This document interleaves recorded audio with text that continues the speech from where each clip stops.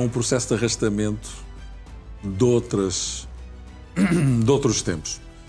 O Benfica enferma, na minha opinião, deste problema que é muito visível e que é uma situação... Excesso de rodízio de jogadores? Não só isso, Pedro. Eu acho aquela situação da cultura de pouca exigência que o clube tem é uma situação que se calhar até é anterior ao primeiro mandato de Rui Costa. Já vinha em processo de erosão, provavelmente já desde os tempos do Covid. Não vou dar agora exemplos que podem significar alguma coisa ou que não significam nada. O facto do Benfica ter sido, se calhar, o único clube de dimensão no futebol europeu que não cortou ordenados no Covid e a levar as refeições a casa aos jogadores. Não é, nem quero ir por aí. Houve mais quem levasse. Acho muito bem que os jogadores sejam, mas não houve mais quem não cortasse. Sim. E por isso, aquilo que me parece é que muitas vezes tu tens a ideia de que o clube apaparica muito os atletas, mas não lhes pede de volta o troco. Em termos de entrega, dizem-se, não estou a falar de profissionalismo, estou a falar daquilo que Mourinho já várias vezes tem dito. E que me parece que é uma coisa que está inculcada. Isso não se aplica também aos adeptos? Vimos um presidente que vem de um mandato com apenas um campeonato que foi reeleito. Ou seja, os adeptos também não têm cobrado exatamente resultados. Essa questão é muito interessante. Provavelmente vais falar do tema eleições. Não sei se queres que eu o aborde agora, mas acho que é uma questão muito interessante. Mas os adeptos, apesar de tudo, e apesar daquilo que diz e que eu percebo, são mais exigentes do que às vezes o próprio clube. Vê como é que o jogo acabou ontem, não é?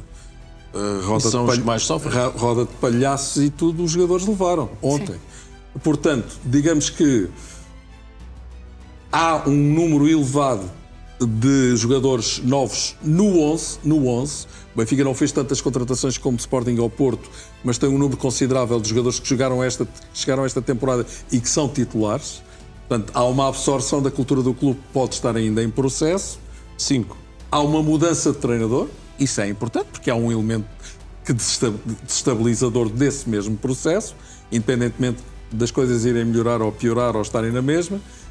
E depois há uma situação, por consequência, que acontece, que é a falta de segurança, respondendo definitivamente à tua questão, fragilidade mental da equipa, porque sofrer golos depois dos 90 minutos, com equipas com todo o respeito, com as quais o Benfica, noutras circunstâncias, até poderia golear, é estranho. Ontem o Benfica caiu de uma vantagem de 2 golos abaixo.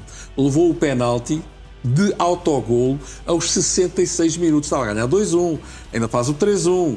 Não sei, fiquei com a ideia. Levou o golo de autogolo. Não tenho... Com um golo de autogolo. Sim, não de penalti. Foi isso que eu disse, eu acabei de dizer.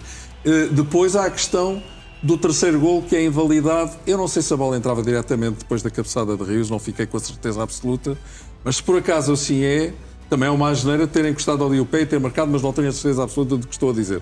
Agora, eu olho para a exibição global do Benfica. O Benfica dominou, pudera, não havia de dominar, a jogar em casa, com o Casa Pia que mudou de treinador agora e que estava com a corda na garganta e continua. E que, o que é que eu vejo do Benfica? Não vejo outra vez uma exibição de alto nível ou de alta qualidade. Vejo uma equipa que está a tentar melhorar em alguns processos, tenta ser um bocadinho mais assertiva e mais intensa aqui e acolá, mas continua a ver apenas um jogador a arriscar duelos e a desequilibrar. Perde muitas vezes a bola, é verdade, mas é o único jogador que consegue furar. Estou a falar de Luque Bacchio.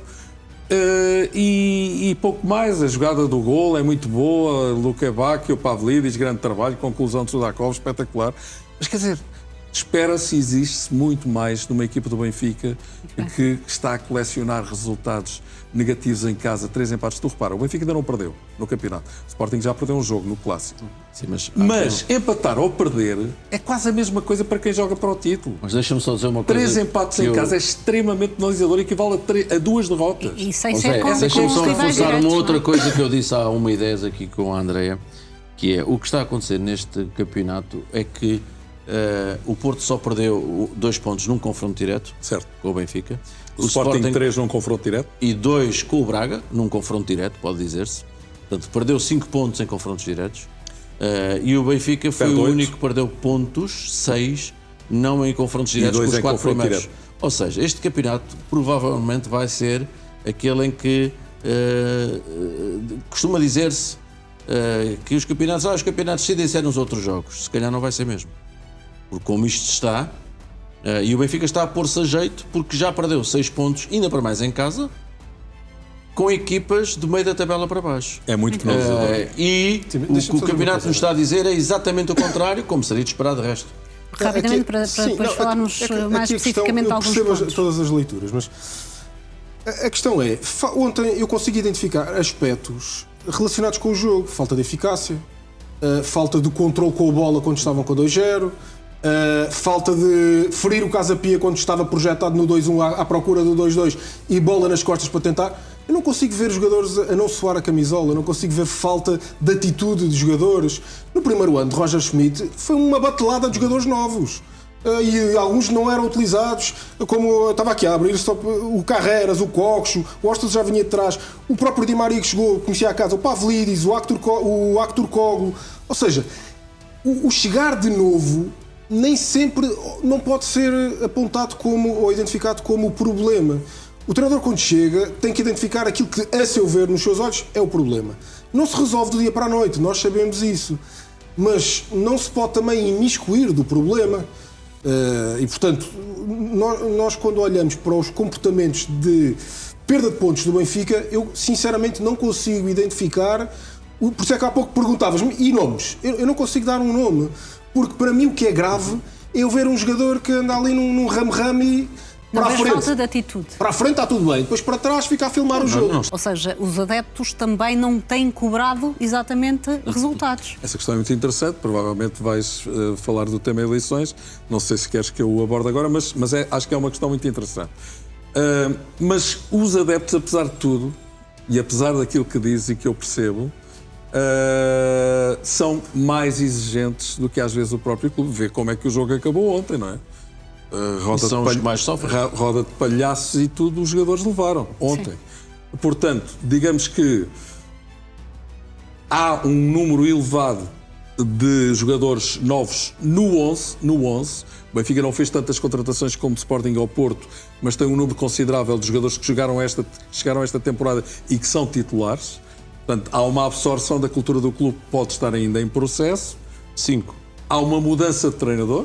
Isso é importante, porque há um elemento que desestabilizador desse mesmo processo, independentemente das coisas irem melhorar ou piorar ou estarem na mesma. E depois há uma situação, por consequência, que acontece, que é a falta de segurança, respondendo definitivamente à tua questão, fragilidade mental da equipa, porque sofrer golos depois dos 90 minutos, com equipas com todo o respeito, com as quais o Benfica, noutras circunstâncias, até poderia golear. É estranho, ontem o Benfica caiu de uma vantagem de 2 golos abaixo. Levou o penalti de autogolo aos 66 minutos. Estava a ganhar 2-1, ainda faz o 3-1. Não sei, fiquei com a ideia. Levou não tenho um golo de autogolo. Não tenho, com um golo de autogolo. Sim, não de penalti. Foi isso que eu disse, eu acabei de dizer. Depois há a questão do terceiro golo, que é invalidado. Eu não sei se a bola entrava diretamente depois da cabeçada de Rios, não fiquei com a certeza absoluta. Mas se por acaso assim é... Também é uma asneira ter encostado ali o pé e ter marcado, mas não tenho a certeza absoluta do que estou a dizer. Agora, eu olho para a exibição global do Benfica. O Benfica dominou, pudera, não havia de dominar, a jogar em casa, com o Casa Pia que mudou de treinador agora e que estava com a corda na garganta e continua. E que, o que é que eu vejo do Benfica? Não vejo outra vez uma exibição de alto nível ou de alta qualidade. Vejo uma equipa que está a tentar melhorar em alguns processos, tenta ser um bocadinho mais assertiva e mais intensa aqui e acolá, mas continua a ver apenas um jogador a arriscar duelos e a desequilibrar, perde muitas vezes a bola, é verdade, mas é o único jogador que consegue furar, estou a falar de Luque Bacchio, e pouco mais. A jogada do gol é muito boa, Luque Bacchio, Pavlidis, grande trabalho, conclusão de Sudakov, espetacular, mas quer dizer... Espera-se e existe-se muito mais numa equipa do Benfica